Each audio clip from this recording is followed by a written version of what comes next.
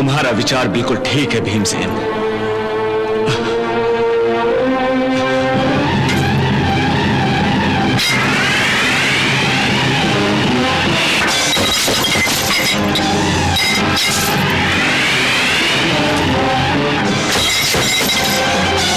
सुपुत्र, तुम्हें तो धनुष तक पकड़ना नहीं आता और मुझ जैसे धनुर्धारी को पराजित करने की महत्वाकांक्षा रखते हो।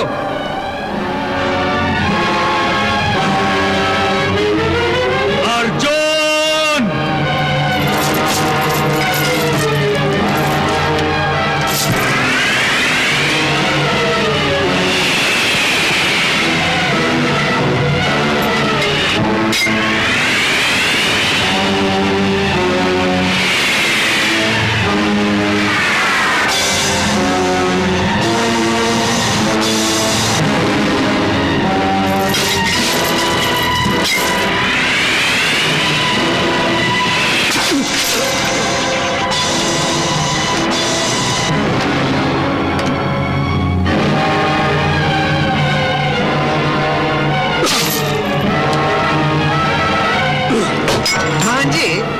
अर्जुन के साथ इस भीषण युद्ध में अंगराज कर्ण की हमें सहायता करनी चाहिए। मामाश्री, शेर कभी शिकार करते हुए दूसरों की सहायता नहीं लेता। परंतु भांजे, अंगराज कर्ण केवल अर्जुन से युद्ध नहीं कर रहा है। मामाश्री, आप कहना क्या चाहते हैं? यही कि अर्जुन के साथ साथ अंगराज कर्ण को कुटिल वासुदेव कृष्ण के साथ भी युद्ध पड़ रहा है। हाँ मामाश्री, मैं तो यह भूल ही गया था कि यह कुटिल कृष्ण कोई न कोई भयंकर चाल अवश्य चलेगा।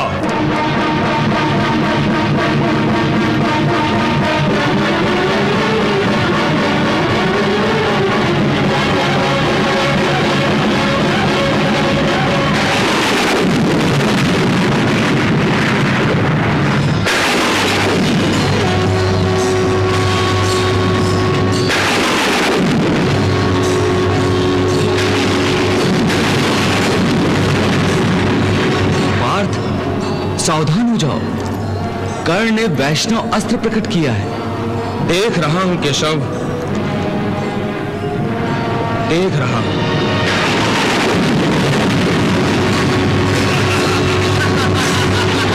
हाँ जी, लगता है अर्जुन के जीवन की अंतिम घड़ी निकट आ गई है। अंगराज कर्ण ने कोई भयंकर अस्त्र प्रकट किया है। हाँ मामाश्री, हाँ। अश्वत्थामा, तुम तो जानते होगे कि कर्ण ने यह कौन सा अस्त्र प्रकट किया है। युवराज, वैष्णवास्त्र।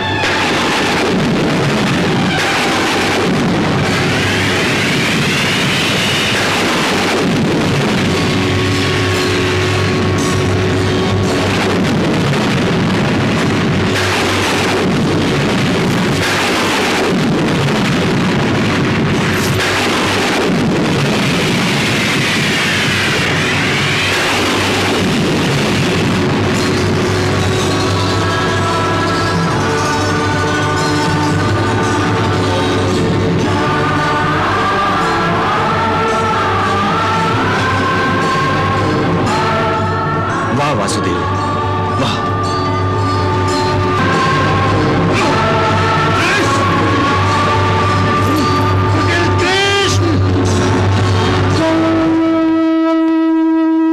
सूर्यास्त हो गया, युद्ध समाप्त करो।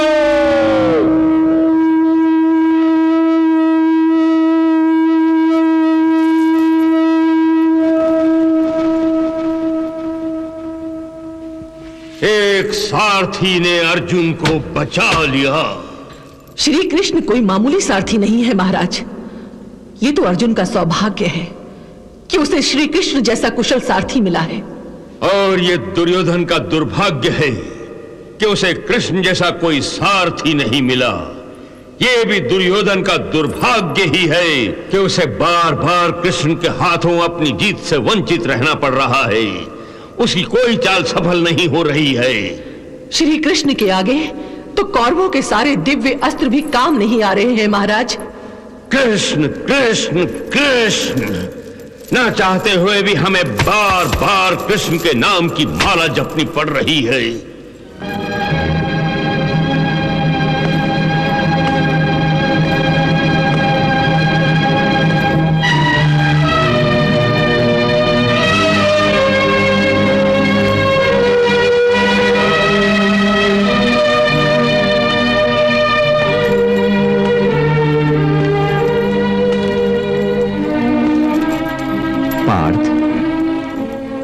चिंतित होकर अपने आप को हल्कान क्यों कर रहे हो? तुम्हारी चिंता करने से चिंता का अंत तो नहीं होगा ना? मेरी चिंता का अंत तो कर्ण की चिता जलाने के बाद ही होगा। परंतु आज तो कर्ण ने अपने पराक्रम से पांडव सैनिकों की कई सामूहिक चिताएं जला दी हैं। हाँ, हम पांचों पांडवों में से कोई भी कर्ण के प्रहारों का मुंहतोड़ जवाब नहीं दे सका, और वो तो अपने आप को हम पांचों पांडवों से बढ़कर साबित करने पर तुला हुआ है। इसी कर्ण ने नकुल और सहदेव को हराकर उन्हें जीवन दान दिया, और भीम भैया की सारी शक्ति भी उसके आगे क्षीण होकर रह गई। और मैं तो उसे कभी अपने बराबर का नहीं समझता था, परंतु उसने आज मुझे भी परास्त कर दिया। पर केशव, यदि आज तुम हमारे बीच आकर मेरे लिए ढाल न बनते तो मुझ पर छोड़ा गया वैष्णवास्त्र अपना काम कर चुका होता। कर्ण ने आज मुझे नीचा दिखा दिया है केशव, नीचा दिखा दिया है।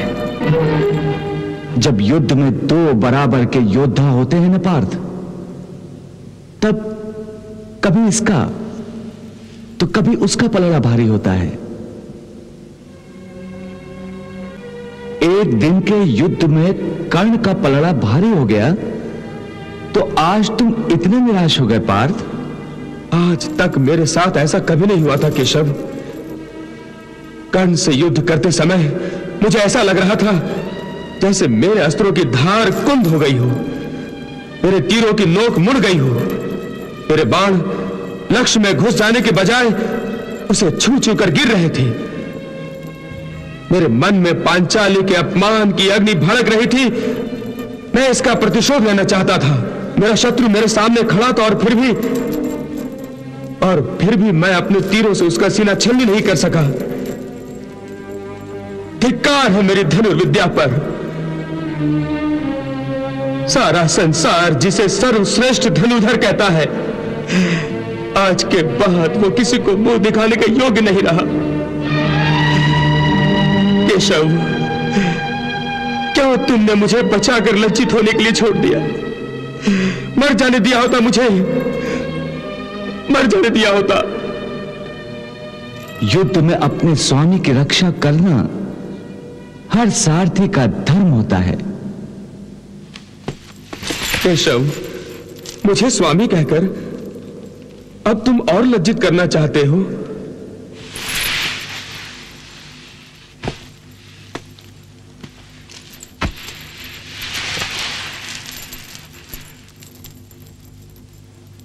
पार्थ, तुम हर बात में भावुक क्यों हो जाते हो?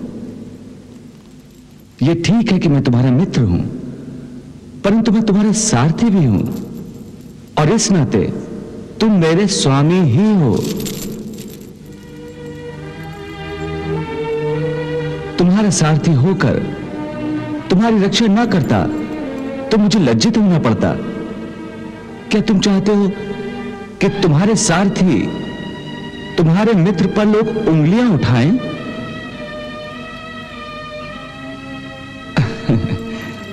पार्थ, भावुकता से काम मत लो, बुद्धि से काम लो। निराशा त्याग दो, छोड़ दो निराशा। निराशा से कुछ नहीं प्राप्त होगा। और ये जो तुम्हारा क्रोध है, इस समय से लगाम दो, और कल युद्ध में अपने क्रोध की बांगे खोल दो। मुझे तुम्हारी धनुर्विद्या से ज्यादा स्वयं तुम पर विश्वास है। अंतिम विजय तुम्हारी ही होगी पार्थ, क्योंकि तुम धर्म पर हो।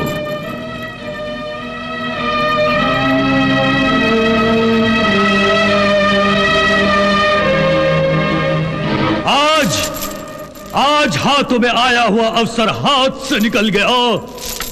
यदि कृष्ण ने बीच में न आकर अपनी माया से अर्जुन को बचा नहीं लिया होता तो आज ही अर्जुन का वध हो गया होता। आज अर्जुन का भाग्य अच्छा था जो उसे दानवीर कर्ण के हाथों जीवन दान मिल गया। नहीं गांधार नरेश, नहीं, मैं इतना बड़ा दानी नहीं हूं जो अपने परम मित्र के परम शत्रु को जीवन दान दे देता। आज यदि उसी समय सूर्यास्त ना हुआ होता तो आज ही अर्जुन की चिता जल चुकी होती, परंतु मित्र कर्ण, कल अवश्य ही उसकी चिता जलनी चाहिए। अवश्य जलेगी मित्र, अवश्य जलेगी। भाग्य ने अर्जुन पर दया करके उसे एक रात का जीवन दान दिया है, परंतु ये रात मुझसे कट नहीं रही है कर्ण। ये सोच कर मेरी नींद उड़ जाती है, मेरे सीने पर सांप लौट जाते हैं कि अर्जुन हमारे हाथों बच गया है। बहुत भारी है ये रात मेरे लिए, बहुत भारी है मित्र। तुमसे अधिक भारी ये रात अर्जुन के लिए है। वो ये सोच कर मरा जा रहा होगा कि मेरे हाथों वो क्यों नहीं मरा, लज्जा से उसका सिर नहीं उठ रहा होगा। आज उसे मौत की सीमा तक पहुंचाकर उसके अभिमान को जो चोट मैंने पहुंचाई है, उन घावों को अपनी जीवा से रात भर चाटता रहेगा वो। मेरा विश्वास करो मित्र, आज की रात अर्जुन सो नहीं सकेगा। मैं तो चाहता हूं कि वो सो जाए, सदा के लिए सो जाए, और मुझे विश्वास है कि तुम उसे मृत्यु की लोरी सुनाओगे कर्ण। हाँ कर्ण, तुम। मेरा ये धनुष देख रहे हो, मुझसे अधिक तुम्हें मेरे इस धनुष पर विश्वास करना चाहिए मित्र।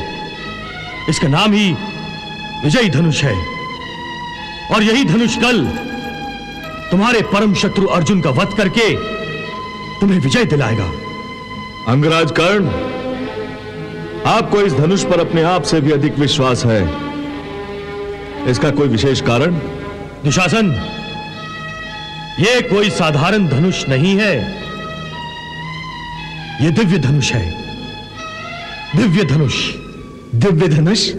हां, इस धनुष को स्वर्ग निर्माता विश्वकर्मा ने स्वयं अपनी माया से निर्माण करके स्वर्गाधिपति देवेंद्र को भेंट किया था।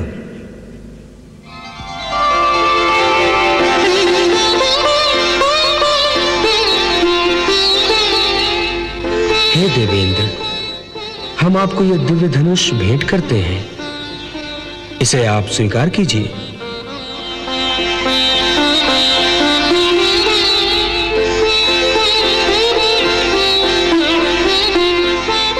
धन्यवाद हे स्वर्ग के शिल्पी।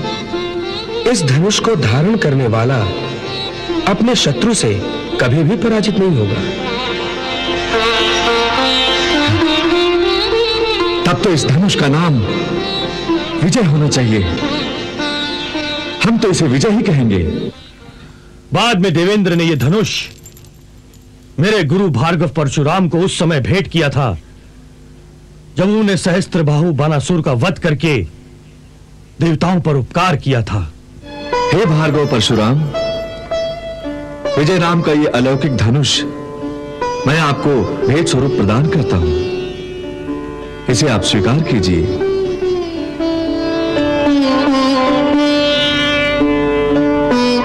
इस युग में इससे श्रेष्ठ दूसरा कोई भी धनुष नहीं है, और आप ही इसके सच्चे अधिकारी हैं। भार्गव परशुराम ने बाद में इसी धनुष का प्रयोग करके प्रलय मचा दी थी और 21 बार इस धरती पर विजय पाई थी।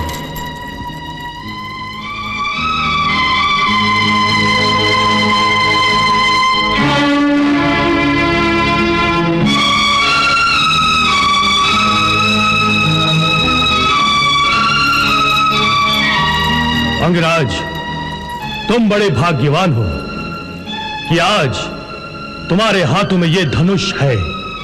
मित्र, यह मेरा सौभाग्य है कि मेरे भार्गव गुरु परशुराम ने स्वयं अपने शुभ हाथों से यह धनुष मेरे हाथों में सौंपा था।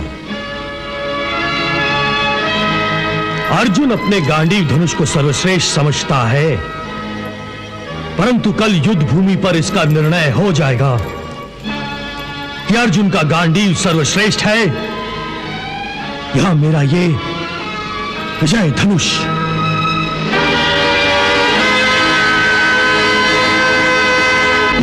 कर्ण हमारे रास्ते का रोड़ा बन गया है। आज तक वो जिस किसी पांडव के सामने आया है, उसने अपने आप को हर पांडव से बढ़कर साबित किया है। कर्ण ने तुम में से हर एक को पराजित करके अपने शस्त्रों का लोहा मनवाया है। बड़े भैया, हमारे सर पहले ही लज्जा से झुके जा रहे हैं और आप हमारे सामने कर्ण की प्रशंसा करके हमारे घाव पर नमक मल रहे हैं। भीमसेन, तुम ये क्या कह रहे हो? मुझे अपने आप से अलग समझ रहे हो?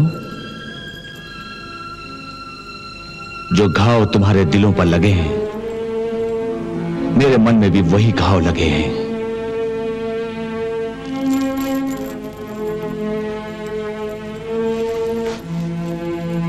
पांडवों के विरुद्ध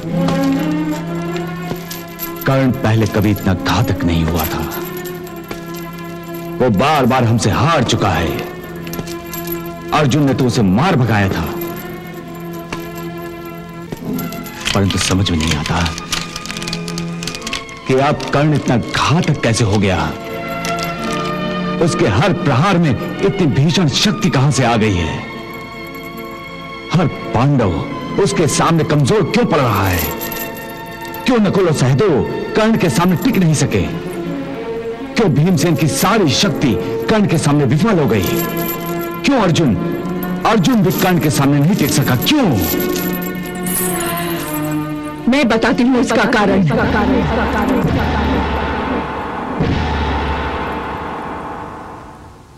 पांचाली, तुम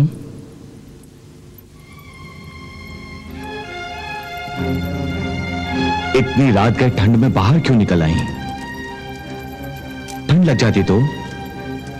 महाराज, जिसके मन में 13 वर्षों से ज्वालामुखी दहक रहा है, उसे इस रात की ठंड क्या लगेगी? वैसे भी मैं याज्ञसेनी हूं, मेरा जन्म अग्नि से हुआ है। मुझे कभी कोई ठंड नहीं लग सकती और ना ही मेरे संकल्प को ठंड लग सकती है। परंतु मैं ये देख रही हूं कि मेरे अपमान का बदला लेने के लिए आप सबके दृढ़ संकल्प और प्रतिज्ञाओं को अवश्य ठंड लग गई है। महाराज, आप पूछ रहे थे ना कि पांडव कर्ण से पराजित क्यों हो रहे हैं? उसका कारण यही ठंड है महाराज। आप सबके संकल्प और प्रतिज्ञाओं के ठंडे पड़ जाने के कारण ही कर्ण आप सबको पराजित करने में सफल हो रहा है। मैं ये देख रही हूं कि भरी सभा में मेरा अपमान करने वालों को दंड देने के लिए जो 5 फन उठे थे, प्रतिशोध के वो सर्प भी आज ठंड से अकड़े हुए सांपों की भांति निष्क्रिय हो गए हैं।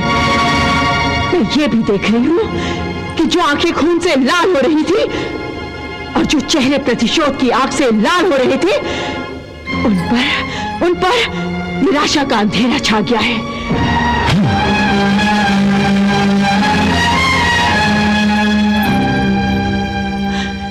और ये सब उस दुष्ट के हाथों हो रहा है जिसने मुझे आपकी पत्नी को पतिव्रता और लाजवंती मानने से इनकार किया था। क्या आप सब वो दृश्य भूल गए जब भरी सभा में मेरा अपमान किया जा रहा था?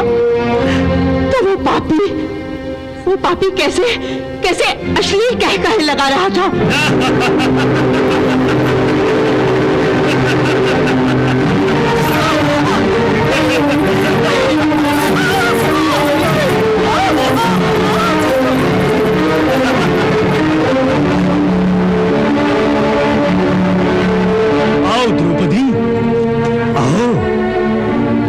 हमारी गोद में बैठ जाओ।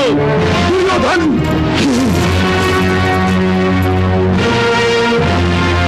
तूने एक स्त्री का ही नहीं, मेरी पत्नी का भी अपमान किया है। किसके मान सम्मान की बात पर तू इतना क्रोध कर रहा है? और किस मुंह से तू इसे अपनी पत्नी कह रहा है?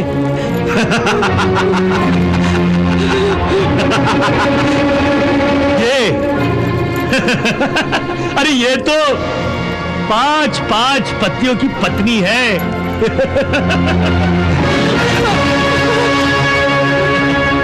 5 की जगह अगर 6 हो जाए तो कौन सा आसमान टूट पड़ेगा?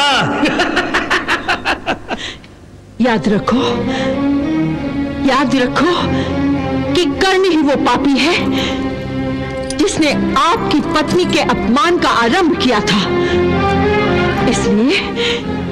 इसलिए यदि अपने आप से न्याय करना है तो सबसे पहले, तो शासन से भी पहले कर्ण को उसके पाप के लिए मृत्यु दंड दो। कर्ण की जिन आंखों ने आपकी पत्नी पर बुरी नजर डाली थी, उन आंखों को हमेशा हमेशा के लिए बंद कर दो।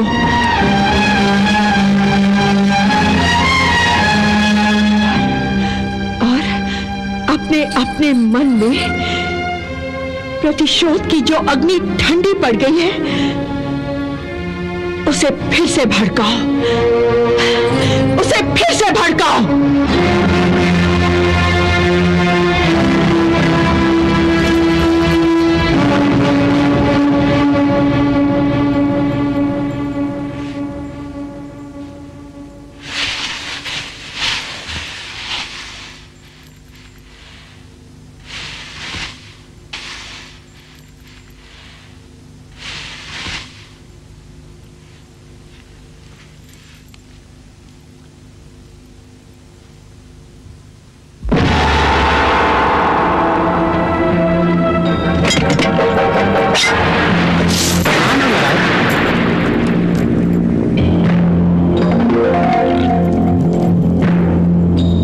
प्रणाम अंगराज।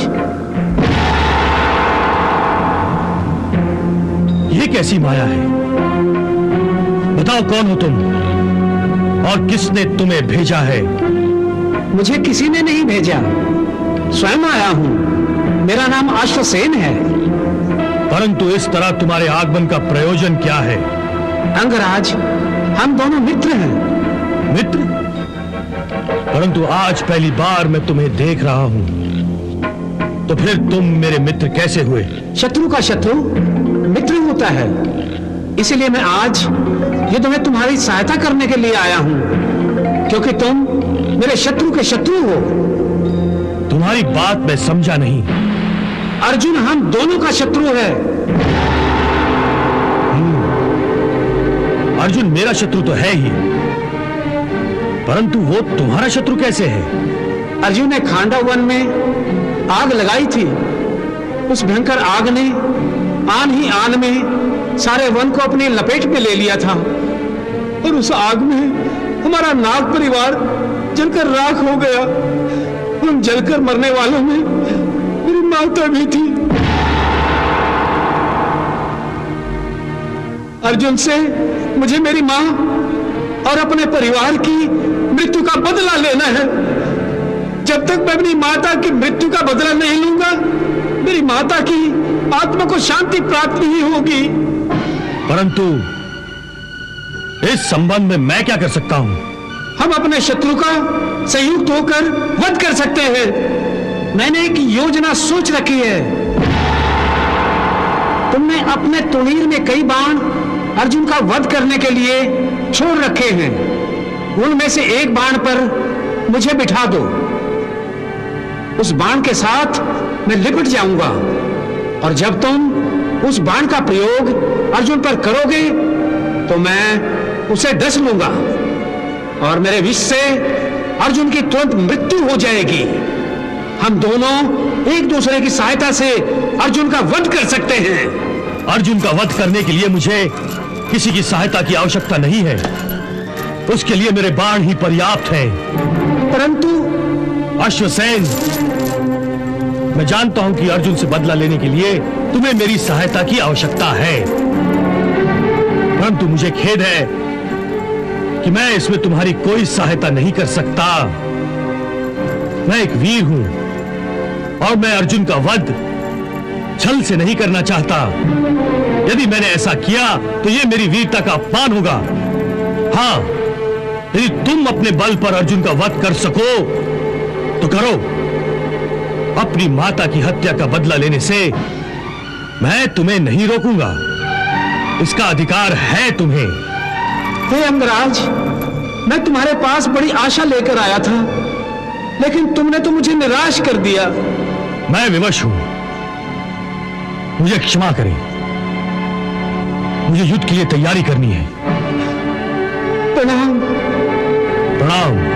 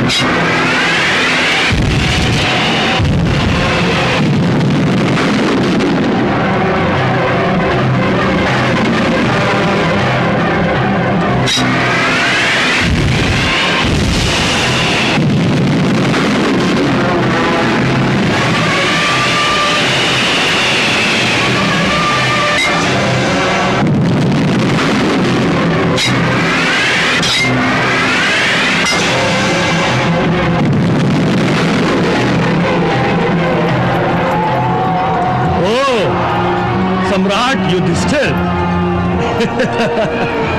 आप मुझसे युद्ध करने आए हैं?